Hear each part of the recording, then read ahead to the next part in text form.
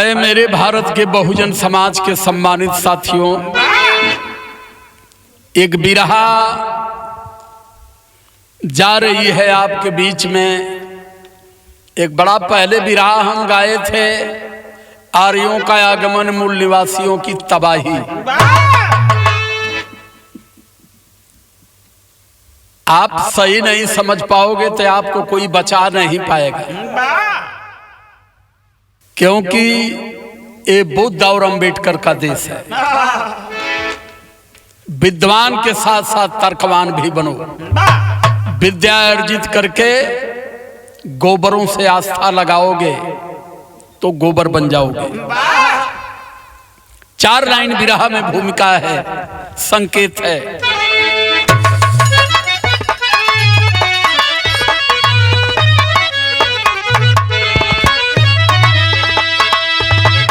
तैराक तट पर कभी डूब जाता, साथ तारंगों से गिर जाते हैं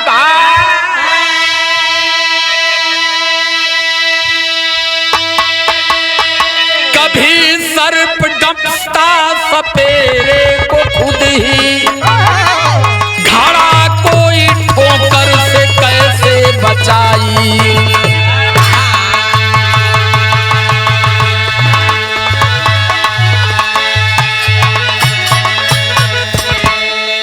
कभी छांव मिलता नहीं वृक्ष नीचे, कभी ज्ञान बन जाता पिसता है प्यार।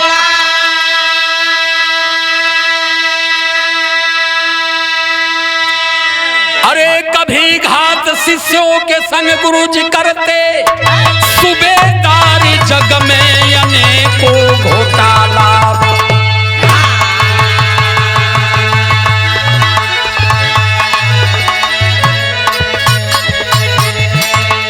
कभी घात शिष्यों के संग गुरुजी करते, सूबेदार जग में अनेकों घोटाला। गुरु की संज्ञा शुरू बुद्ध से हुई।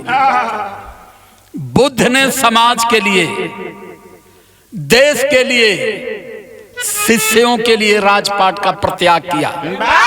लेकिन यहां कुछ ऐसे दलाल गुरु पैदा हो गए कि लगातार शिष्यों का केवल शोषण करने में लगे।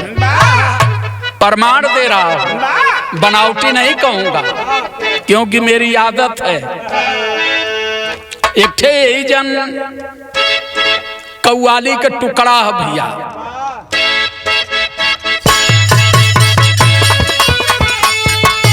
वाह।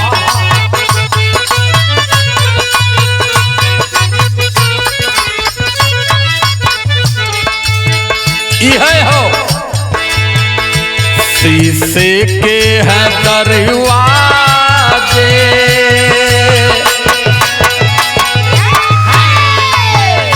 शीशे के हैं दरवाजे, पत्थर के मकानों में। शीशे के हैं पत्थर के,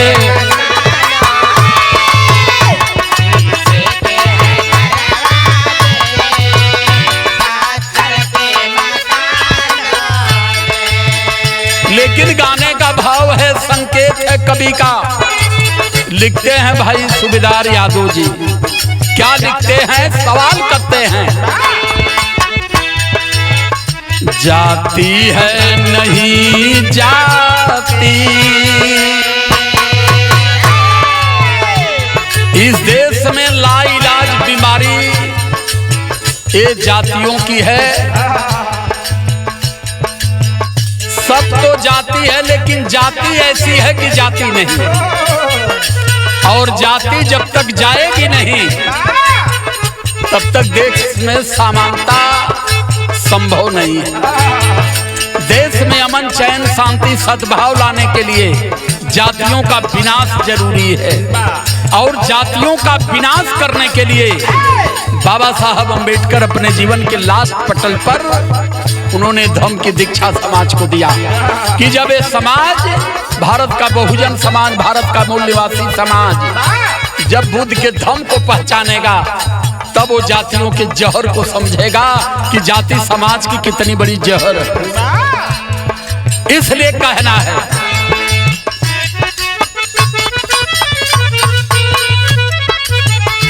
जाति है नहीं जाति, जाति है नहीं जाति, सदियों से जमाने में नहीं जाति से जमाने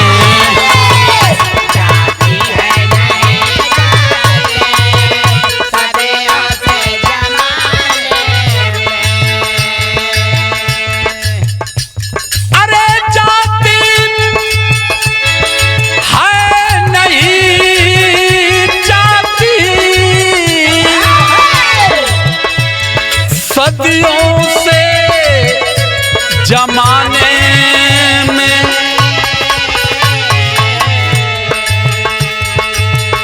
फिर बैठे कोई कैसे,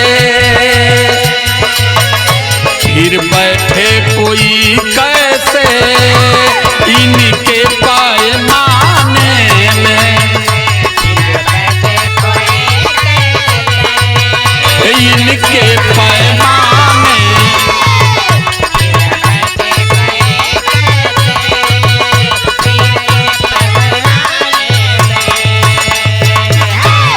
चारों युग से जातियों का जहर फैला रहा। अब चूंकि युगों का इतिहास कई बार मैं बता चुका हूं, उस तरफ जाऊंगा नहीं क्योंकि बिरहा में होगा विलंब, लेकिन हर युगों में जातियों का जहर ऐसा रहा कि भारत का मूल निवासी बहुजन हर समय जातियों के जहर को झेला है। लेकिन जातियों की शोर को इतना रसातल में ये सब गाड़ दिए कि आदमी जाति से बाहर हो ही नहीं पा रहा। लेकिन जातियों से बाहर निकलने के लिए एक दवाई है जो बुद्ध का धम्म है। बुद्ध के धम्म को जो जान गया वो जान गया कि हम धरती पर माँ की उदर से मानव बनकर पैदा हुए, जात लेकर के पैदा नहीं हुए। तो यहीं से शुरुआत पहले ग्रंथों से चलते हैं। ग्रंथ क्या बताता है?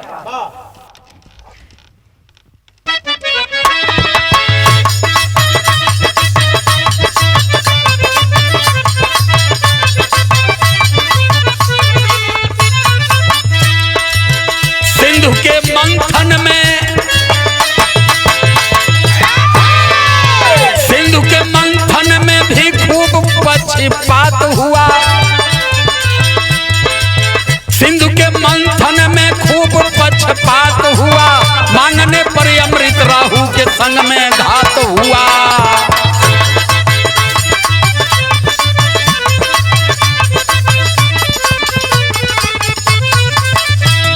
समझते चलिए, इनके ग्रंथों में बताया गया कि समुद्र के मंथन हुई, समुद्र से तमाम रत्ने निकली, वही में थोड़ी सा मलाई निकल, अब मलैया के बाद थोड़ी दारू निकल।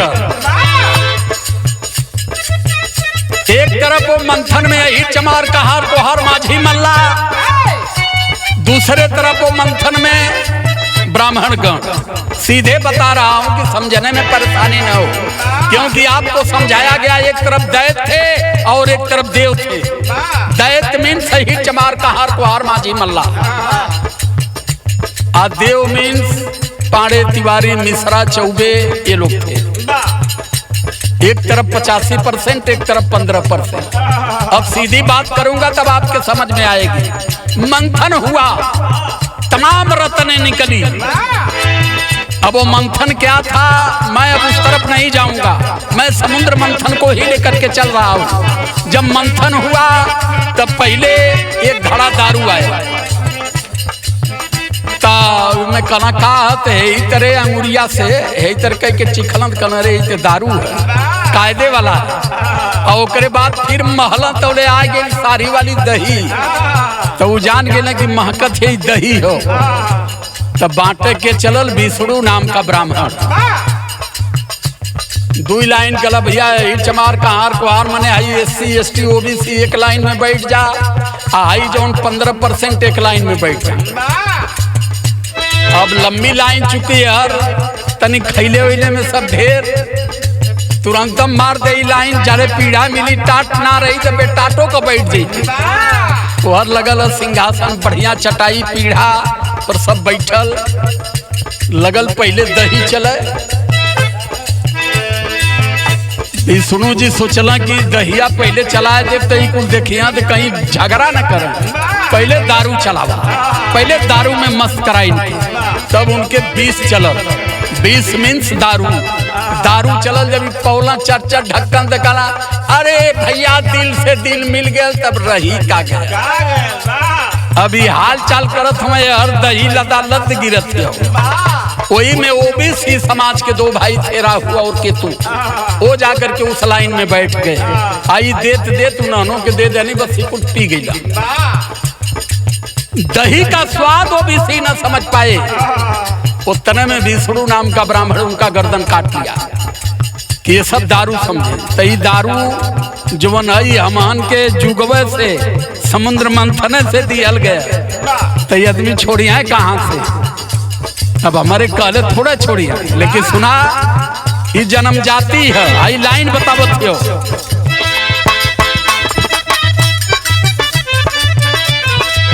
सिंधु के मंथन से खूब खूरा पात हुआ, मांगने पर अमृत राहु के साथ घात हुआ।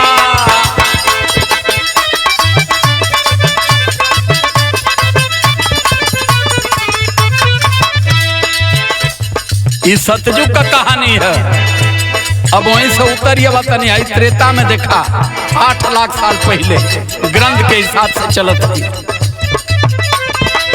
कोई शंभुक बध को कैसे आज भूलेगा, कोई शंभुक बध को ही कैसे आज भूलेगा, कब तक सूली पर मनोवादियों के झूलेगा।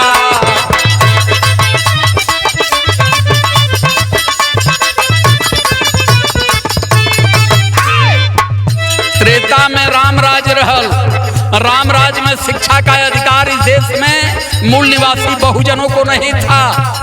बहुजन समाज के एक संत शंभु चोरी चोरी शिक्षा देने का काम कर रहे थे, जिन्हें मर्यादा पुरुषोत्तम भगवान राम ने भरे जंगल में उनका गर्दन उतार लिया कि इस देश में बहुजनों को शिक्षा वर्जित है और तुम इनको शिक्षा दे करके घोर अपराध किए हो। इसलिए राम ने उनको मौत के घाट उतार दिया। ग्रंथ की चीज है, मेरे पिता नहीं लिखे। फिर तनी चलाया हुआ द्वापर में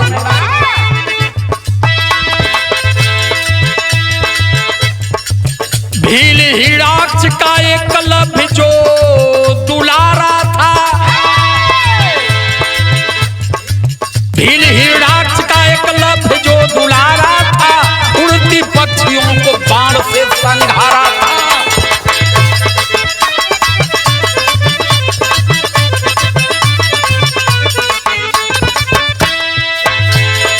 उसी एकलव्य का इतिहास आज गाता हूँ, उसी एकलव्य का इतिहास आज गाता हूँ, साथ में घात हुआ दास्तां सुनाता हूँ। जो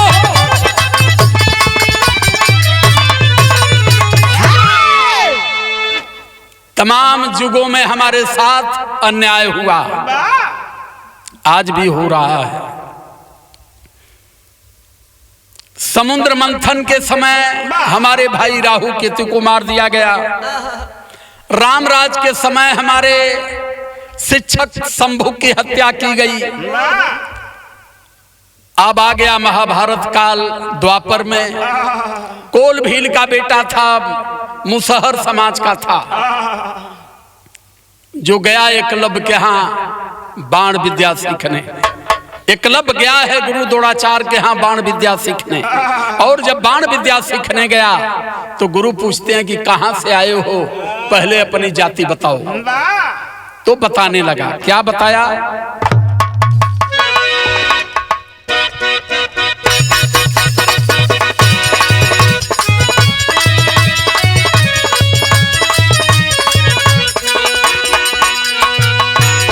आ जाना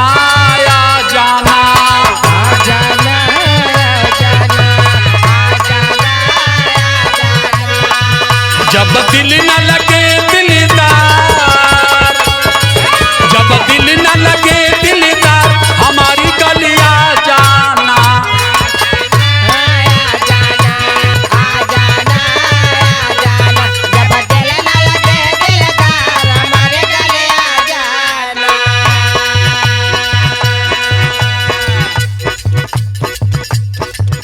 एकलव्य सोचता है कि मुझे धनुष विद्या में महारत हासिल करना है। धनुष विद्या सिखाने वाले महान गुरु कौन है पता लगाने लगा, और लगाते लगाते गुरु द्रोणाचार्य के आश्रम में पहुंचा तो गीत में लिखना पड़ा, सोचे बन बसुना धनुष धार,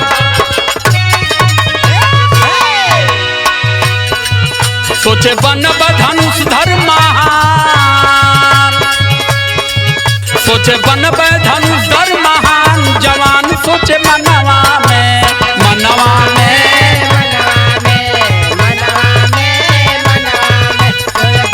धनुष धर महान, जवान सोचे।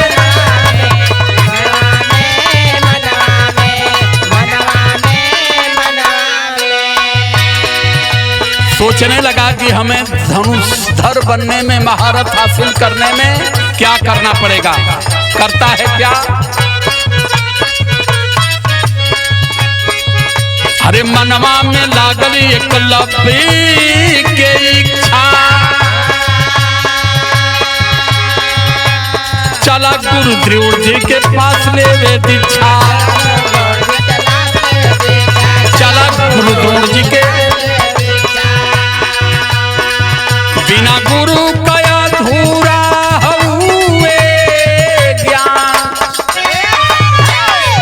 बिना गुरु का अधूरा हुए ज्ञान, जवान सोचे मनवा में,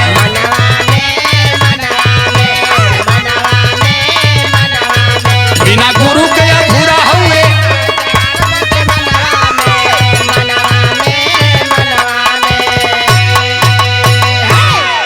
चल दिया, चलूंगा गुरु सेवा करूंगा, गुरु का आशीर्वाद होगा, धनुष विद्या में पारंगत हो जाऊंगा। यही सोचते हुए एकलव्य चल देता है। जब चलल तो धुन बदलल, कवन धुनी हो,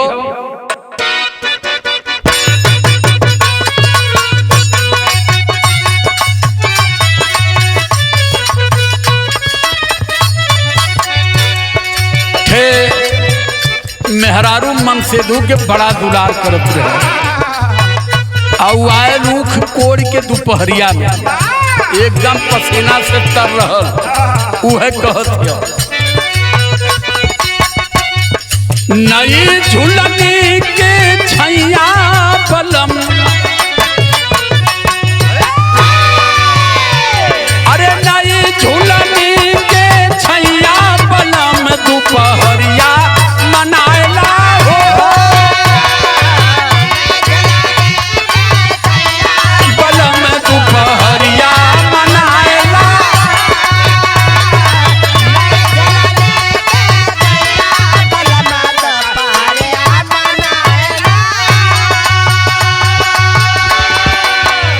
लेकिन एकलव्य गुरु दरबार में चला गया, गुरु पास में अकेला गदेला कहे, गया गुरु पास में अकेला गदेला कहे, चेला बनाइला हो,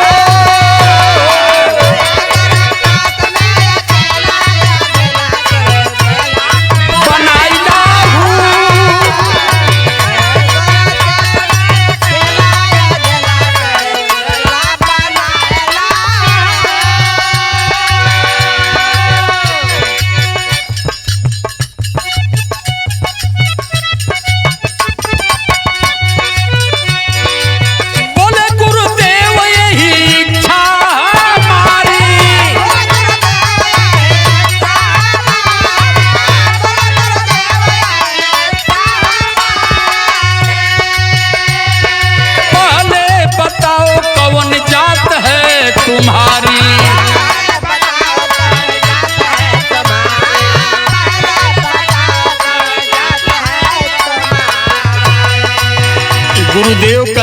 बेटा शिक्षा तो मिलेगी, लेकिन पहले जाति का परिचय दे दो।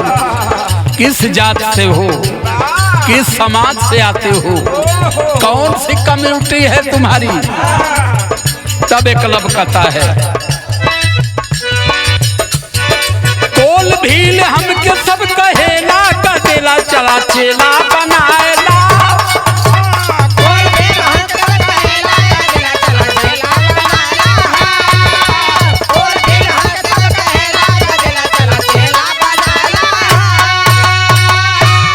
उन्होंने कहा मैं आदिवासी समाज का हूँ, पिछड़े समाज का हूँ, पिछड़े समाज में दूसरे समाज का हूँ, अति पिछड़ा हूँ। गुरु जी कहने रे तुम्हारी हिम्मत कैसे आ गई, यहाँ आ गया तुम बाण विद्या सीखने।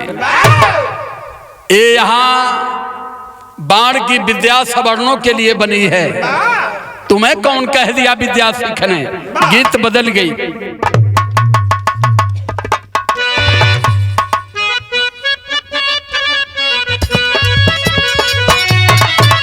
यह गीत का लाइन हो, नई नई प्रीत लगल हीराना,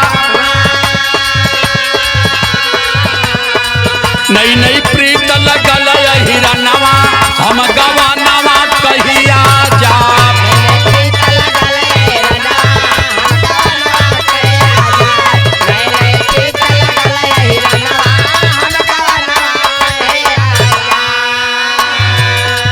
गुरु द्रोणाचार्य जो दोना से पैदा था, देखिए कितना घटियापन मन में समाई हुई है, कितना तुच्छ विचार रखा है मानव के प्रति। कैला जाति से कैला जाति हो अभिमानवा, कैला जाति हो अभिमानवा, 16 भैला नया नवाना।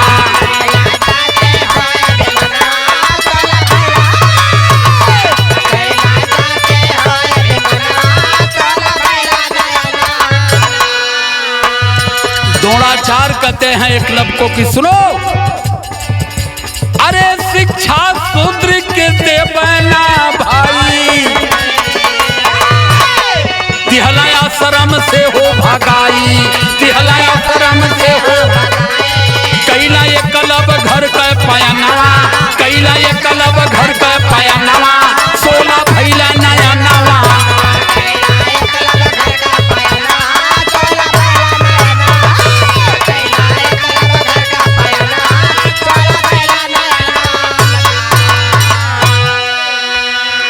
उदास वो शूद्र एकलव्य जो है वहां से गुरु आश्रम से निकला और चला, मन में संकल्प किया कि सीखूंगा विद्या में। लेकिन गीत बदल गई। का हो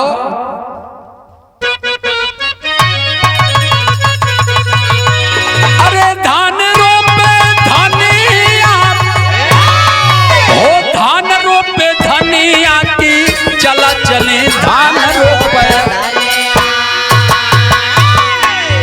रिम झिम बरसैला पनिया, चला चली धान रोपे धनिया।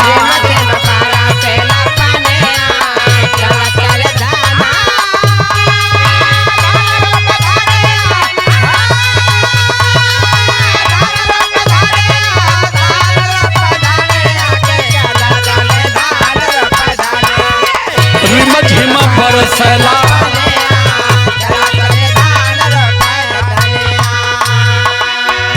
चला है उपहास झेल करके एकलव्य मन में संकल्प किया। क्या कहा,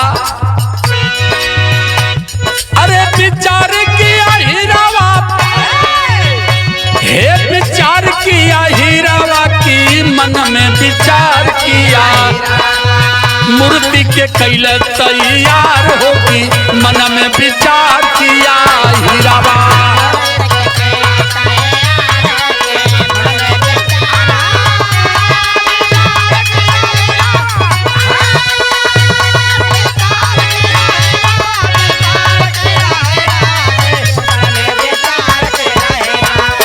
मूर्ति के कैले तैयार होगी,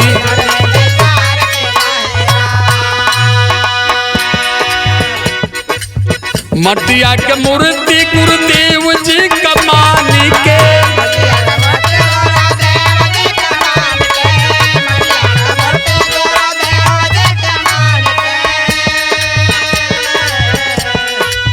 बनवा चलावल देखा लाल तान तान के की मन में विचार किया, मन में विचार किया कौरव पांडव खेले गए शिकार होगी, मन में विचार किया।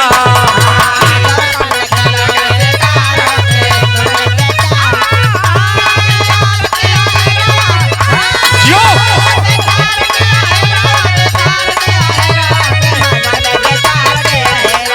कौरव पांडव खेले गए शिकार होगी,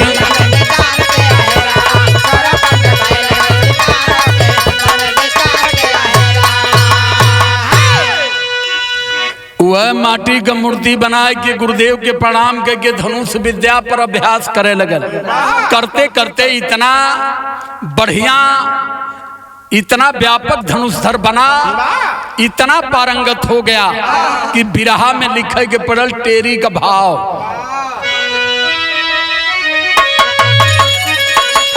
अरे वीरों से वसुधा खाली है नहीं, अरे वीरों से वसुधा खाली है नहीं, मुखड़ा बंद स्वान का किया वीर तीरन से,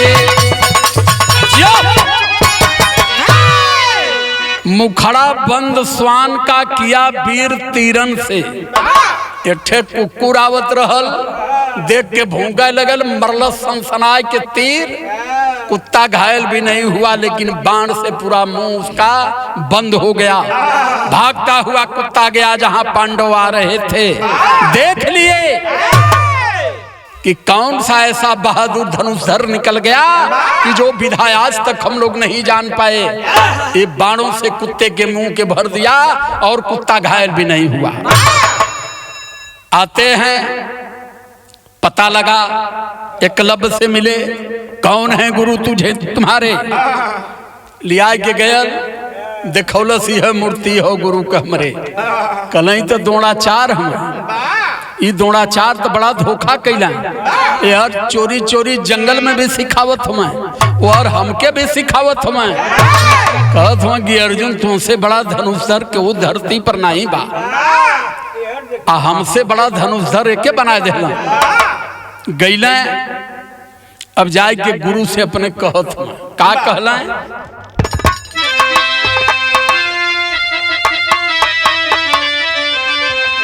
अरे कौरव पांडव निरखे भरा नया नवा बीचे बनावा में, अरे कौरव पांडव निरखे भरा नया नवा बीचे बनावा में, हुआ नया ऐसा वीर कोई बलवा नवा बीचे बनावा में।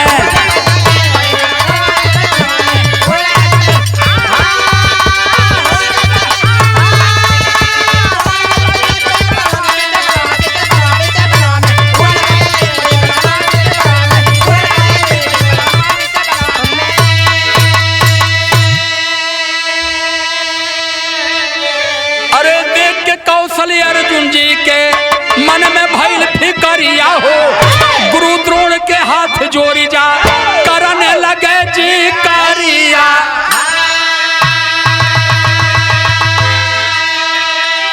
अरे गुरु द्रोण जब सुनल सकल जी करिया बीचे बनावा में, चले संग ले चेलन के कई घरिया बीचे बनावा में।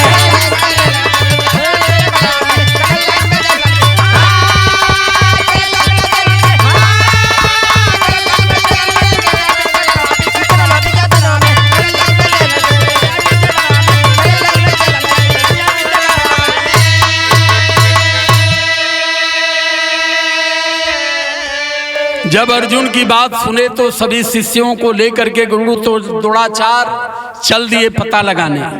आज जब पता लगावे बदे चलना है तो आए हैं एकलव्य के आश्रम में, और एकलव्य से पूछते हैं कि बेटा कौन तुम्हारे गुरु हैं? इशारा किया कि गुरु मूर्ति की तरफ, कहे कि तुम तो हमारी मूर्ति बना लिए और हमारी मूर्ति की पूजा करके तुम इतनी बड़े धनुषधर हो गए, लेकिन बेटा ध्यान दो, बिना गुरु दक्षिणा का ज्ञान सफल नहीं होता है। हाथ जोड़ करके द्रोणाचार्य खड़ा हो गया, अरे मेरे बहुजनों के लोगों, हर समय जिनका आपने सम्मान किया वो हर समय आपका अपमान किया, इसे ध्यान में रखना।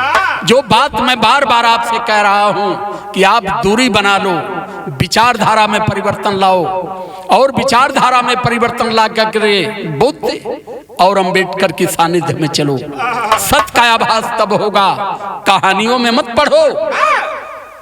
आल्हा की लाइन बता रही कि हर युगों में अपमान हुआ है आपका।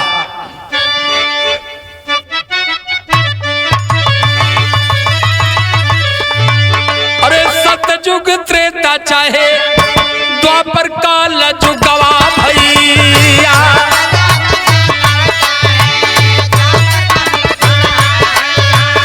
सतयुग त्रेता चाहे द्वापर काल जुगवा, चारों युग में सुधरन सामा भैला अत्याचार।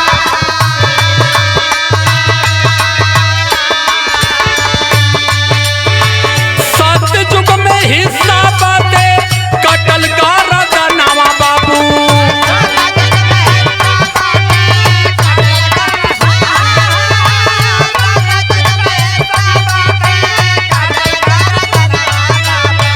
त्रेता युग में संबुक साना भैला अत्याचार।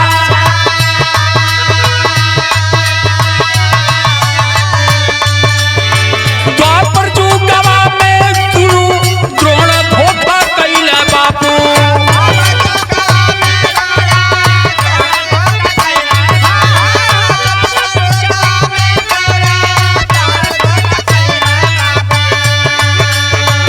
बनवा में अइला एकलव बाबू के दुआ,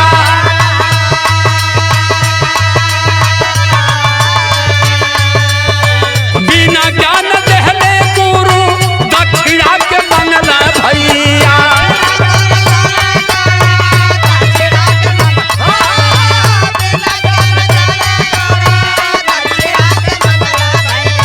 देदा दहिने हाथ काया उठवा हो उठता, जो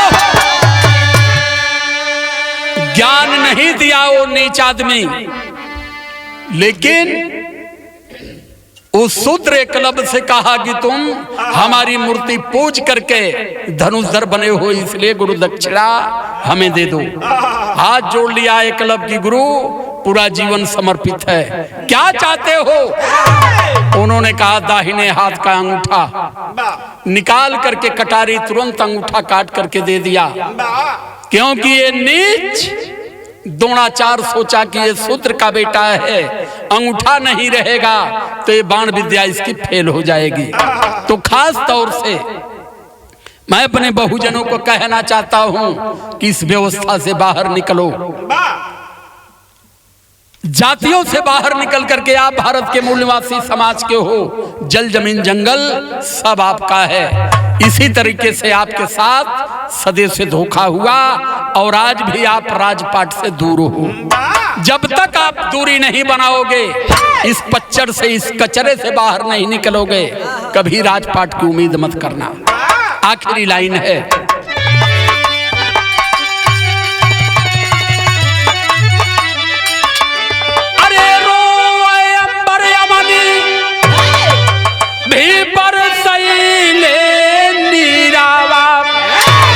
अंगूठा काट के दही नावा चुकावा हीरा।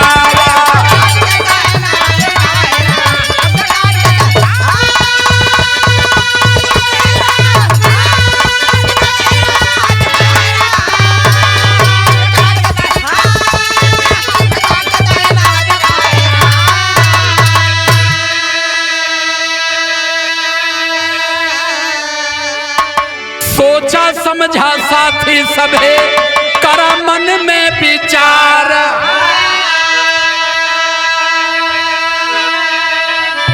ऐसन गुरु से तू हर होई ना सुधार हो।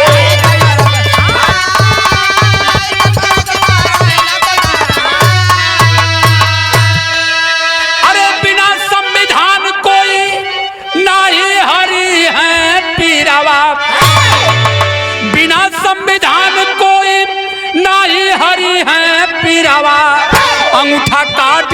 महीनावा चुकाया हीरा।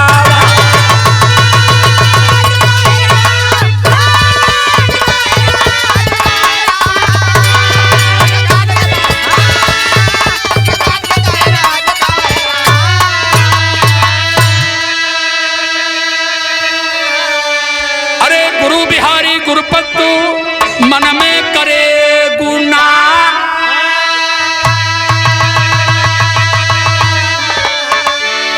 अरे कथन करे कवि सूबेदार कहना ले बामान हो।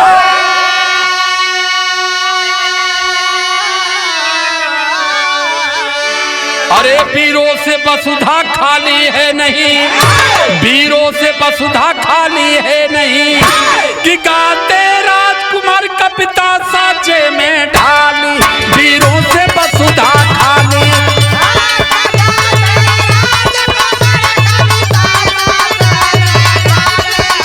वीरों से